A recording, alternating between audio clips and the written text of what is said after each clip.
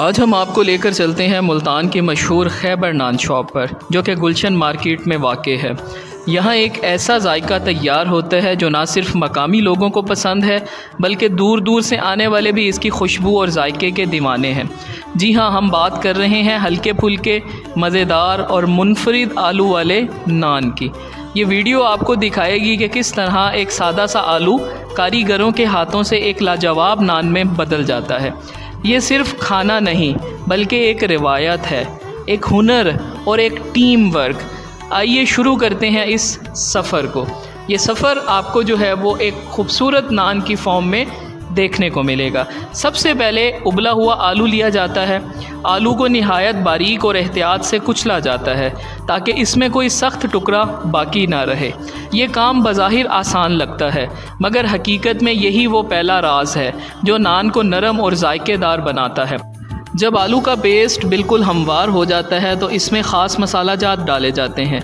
ये मसाला वो खुफिया रेसिपी है जिसे यहाँ के लोग बड़ी मोहब्बत और एहतियात से तैयार करते हैं।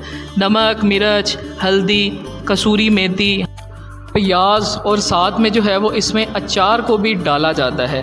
ये सारी चीज़ें जब डल जाती हैं इसके अंदर तो खुशबू और मसाले का वो इम्तज़ाज बनता है जो नान को दूसरों से अलग बनाता है। मोहम्मद आमिर मेरा नाम है। आलू का मसाला तैयार करने हैं।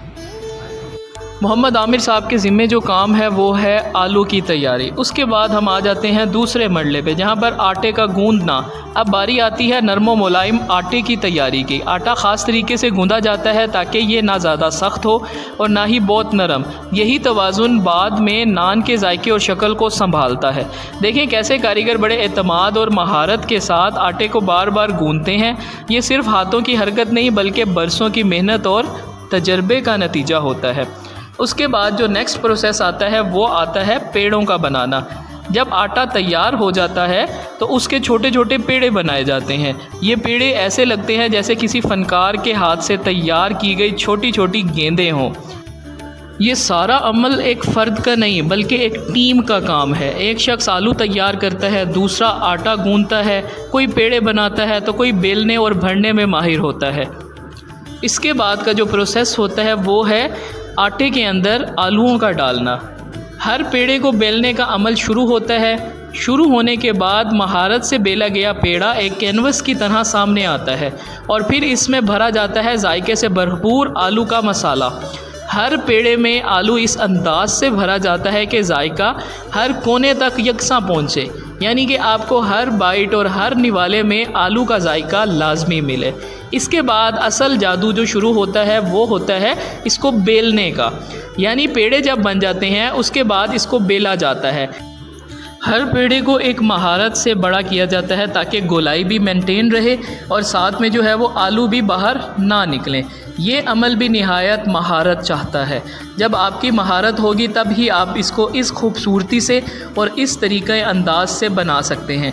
आप देखें कि किस कदर ये चीज़ आसान लग रही है, लेकिन यही वो फ़न होता है जो कि निहायत इम्पोर्टेंट होता है पेड़े के बाद बेलने की तैयारी में।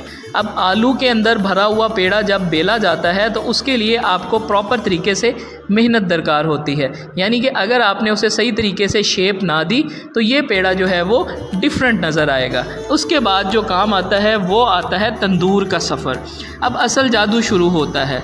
आलू भरा पेड़ा एहतियात से उठाया जाता है और कारीगर के हाथों से तंदूर की दीवार पर लगा दिया जाता है। तंदूर की तेज़ आंच नान को आहिस्ता आहिस्ता पकाती है। नान का किनारा सुनहरी होने लगता है, खुशबू हर तरफ फैल जाती है और लोग बेताब होकर इंतज़ार करते हैं। ये वो लम्हा है जहाँ पर तंदूर के सुपुर्द नान को कर दिया जाता है। नान का किनारा जैसे जैसे सुनहरी होने लगता है, नान पकने लगता है, तो आप वहाँ पर अगर खड़े हों तो आपको इसकी खुशबू महसूस होगी।